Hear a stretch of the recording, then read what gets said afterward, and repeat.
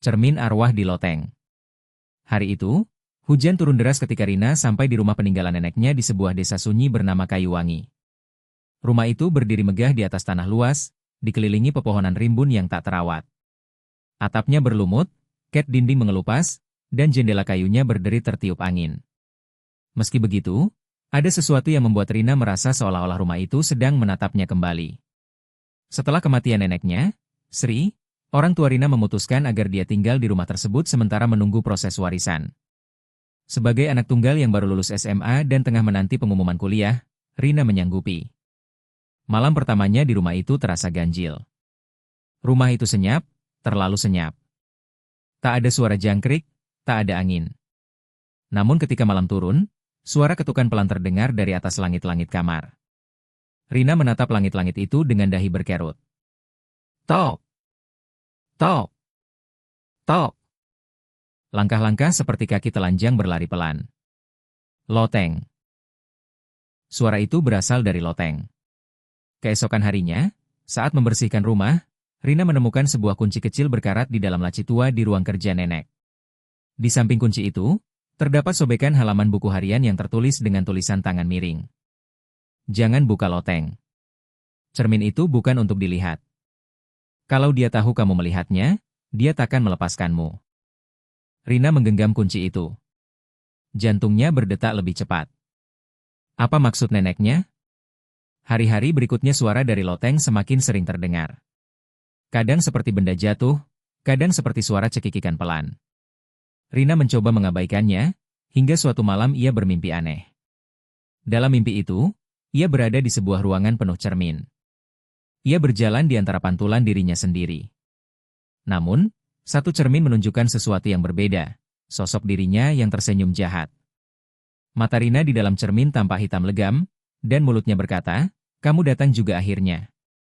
Ia terbangun dengan peluh dingin. Keesokan harinya, Rina bertanya pada seorang tetangga tua, Bu Rukiah. Apakah Nenek Sri punya saudara? Bu Rukiah mengangguk pelan. Kembar.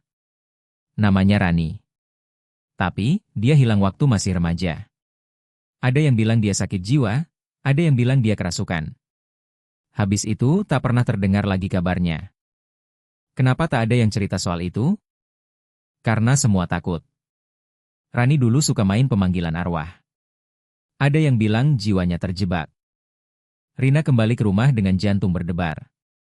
Malam itu, ia naik ke lantai 2 dan berdiri di depan pintu loteng. Ia menggenggam kunci kecil yang ia temukan. Tangan gemetar, ia memasukkannya ke lubang kunci. Klek. Pintu kayu tua itu terbuka dengan derit panjang. Bau debu dan kelembapan langsung menyergapnya. Di dalam ruangan yang gelap itu, hanya satu benda yang mencolok, sebuah cermin besar dengan bingkai hitam berukir tengkorak kecil. Rina melangkah mendekat, menyalakan senter ke permukaan cermin. Ia melihat pantulan dirinya, tapi anehnya, gerakannya tampak sedikit tertunda. Seperti bayangan itu hidup sendiri. Tiba-tiba, cermin itu mengeluarkan suara. Tok tok tok. Bukan dari luar. Dari dalam cermin. Rina mundur ketakutan. Ia ingin pergi, tapi kakinya tak bisa bergerak. Di dalam cermin, sosok Rina tetap berdiri, tapi kini tersenyum lebar. Mulutnya bergerak, tapi suara itu bergema di kepala Rina. Aku Rani. Kamu tubuhku sekarang. Sejak hari itu, Rina mulai berubah. Ia menjadi murung, sering termenung, dan sering berbicara sendiri. Kadang suaranya berubah. Bahkan pernah ia memanggil dirinya sendiri sebagai Rani, tanpa sadar. Teman barunya di sekolah, Ika, mulai merasa khawatir. Rin, kamu gak apa-apa? Kok kamu jadi aneh gini? Rina tersenyum miring. Aku cuma menunggu waktunya. Sudah terlalu lama di dalam. Ika ketakutan. Di malam hari, Rina kembali ke loteng dan berbicara pada cermin. Kenapa kamu pilih aku?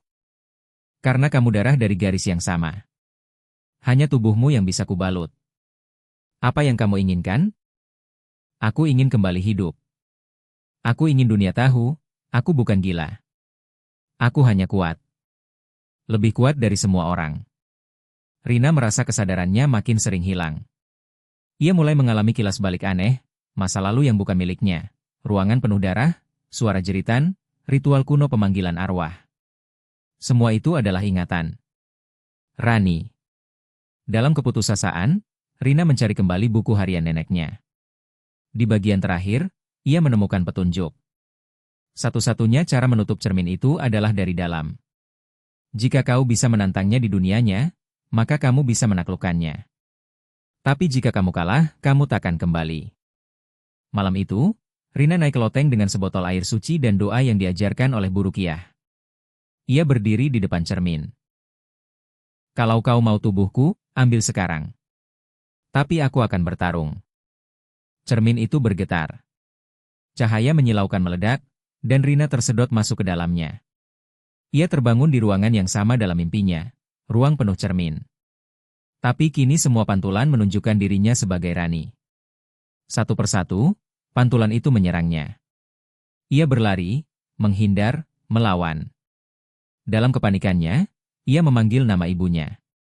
Suara lembut ibunya terdengar samar. Nak, kamu kuat. Kamu bukan dia. Kamu Rina. Kembali. Dengan kekuatan terakhirnya, Rina menghantam salah satu cermin dengan batu yang ia temukan. Retakan menyebar ke semua sisi. Jeritan menggema. Sosok Rani memekik marah. Kamu akan menyesal. Cermin itu pecah. Rina terbangun di loteng. Ia terduduk, terengah, tubuhnya lemas. Di sekelilingnya, potongan cermin berserakan. Ia turun dari loteng dengan napas bergetar. Semua tampak kembali tenang. Ia merasa dirinya kembali. Rani hilang. Namun, beberapa minggu kemudian, saat beres-beres, Rina menemukan sepotong kecil cermin yang masih utuh. Tanpa sadar, ia menatap ke dalamnya. Dan dari dalam pantulan itu, sepasang mata hitam masih menatapnya dengan senyum lebar. Tamat.